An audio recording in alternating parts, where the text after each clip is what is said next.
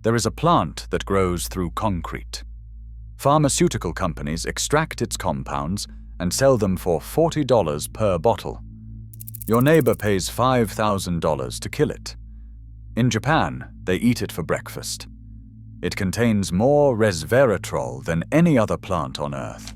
It is the same anti-aging compound found in red wine, but 100 times more concentrated. Resveratrol is the active form, the one your body can actually use. Herbalists use it to treat Lyme disease. Stephen Harrod Boner built his entire protocol around it, and over 100,000 people have followed his recommendations. But in America and Britain, it is classified as one of the world's 100 worst invasive species. In the UK alone, the government spends over $200 million every year fighting it. Homeowners spend up to $25,000 removing it from their gardens. Mortgage lenders reject properties that have it, and if you let it spread to your neighbor's land, you can face lawsuits and fines of over $20,000. This is Japanese knotweed.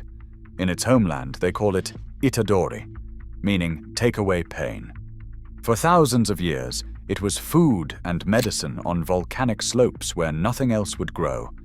Then, a Victorian botanist sent it to the West as a gift. Welcome to nature's lost vault.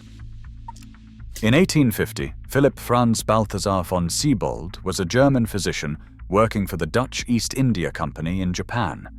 He collected over 1,000 native plants during his 6 years there. Hostas, hydrangeas, camellias, all the garden favorites the Western world would fall in love with. Among his specimens was a hardy plant from volcanic debris fields. It grew where other plants failed. It stabilized eroding slopes. The young shoots tasted like rhubarb, and the roots were medicine.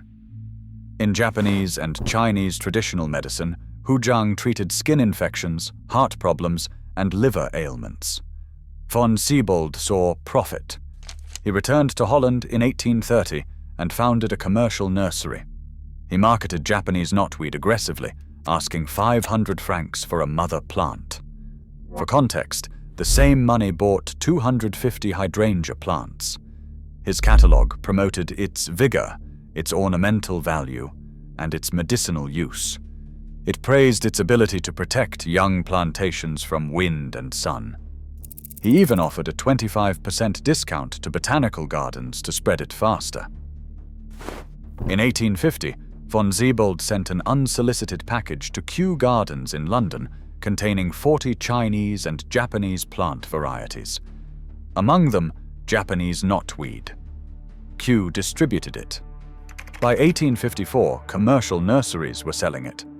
By the late 1800s, it had crossed the Atlantic to the United States. Gardeners adored it.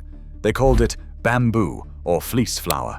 They recommended it for graceful foliage and as the easiest grown plant for city gardens.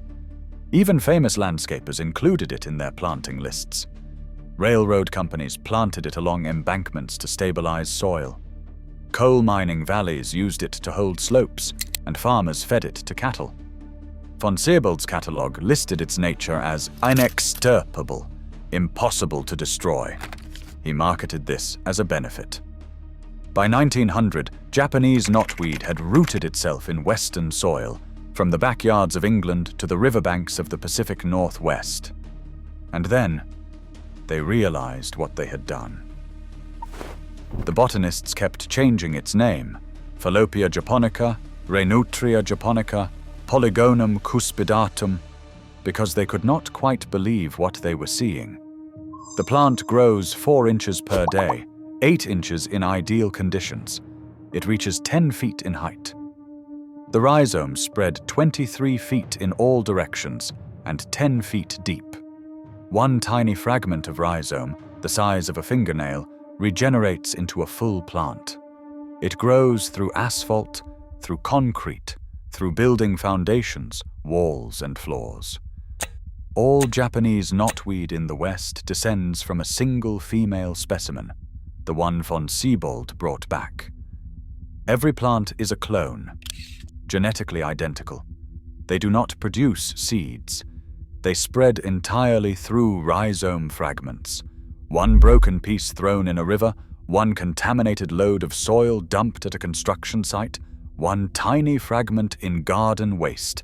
That is all it takes.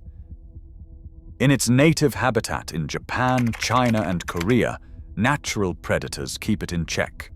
Flea beetles, fungi, and volcanic ash limit its growth. The plant evolved for volcanic debris fields, where soil is thin and competition is brutal. In America and Europe, the landscape is predator-free. The plant faces nothing, it simply grows. By 1930, people recognized it as a problem. By the 21st century, it had infested 42 states in the United States. In the United Kingdom, surveys estimated that 1 in 20 residential properties are affected. Lawsuits exploded. A landmark ruling granted damages to homeowners.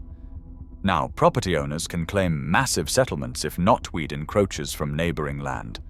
Cities began issuing criminal citations to force landowners to remove it. It is illegal to plant Japanese knotweed. It is illegal to cause it to grow in the wild. The penalty is fines of up to thousands of dollars, or even jail time in some jurisdictions. Mortgage lenders reject properties with knotweed unless there is a certified management plan. A 10-year herbicide treatment plan costs thousands of dollars. Full excavation costs up to $25,000. The plant is classified as controlled waste. You cannot throw it in your trash. You cannot compost it. You must microwave it or transport it to a licensed landfill facility. The global economy loses billions per year controlling this plant. In 2012, nearly $90 million were spent removing knotweed from the Olympic Park site in London alone. And the entire time, the plant is edible and medicinal, and it contains compounds pharmaceutical companies extract and sell.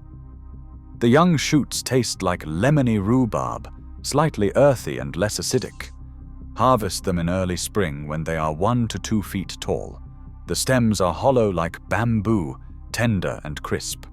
Only harvest from unsprayed areas, because the plant contains oxalates like rhubarb and may cause gastrointestinal distress in some people. In Japan, itadori is foraged in spring. The young stems are eaten raw, grilled, sautéed, or pickled. High-end restaurants serve it. In Vietnam, people eat it regularly. It is a spring delicacy. But the roots contain something extraordinary. Resveratrol, a polyphenol antioxidant found in red grape skin. The compound people credit for the health benefits of red wine. Japanese knotweed root contains the highest concentration of resveratrol of any plant on Earth. Not just resveratrol, trans resveratrol, the active isomer, the form your body absorbs. Many plants only contain cis resveratrol, which is far less bioactive. The roots also contain emodin, polydatin, and quercetin. All bioactive compounds with documented effects: antibacterial, antiviral, antifungal, anti-inflammatory, cardioprotective, and neuroprotective.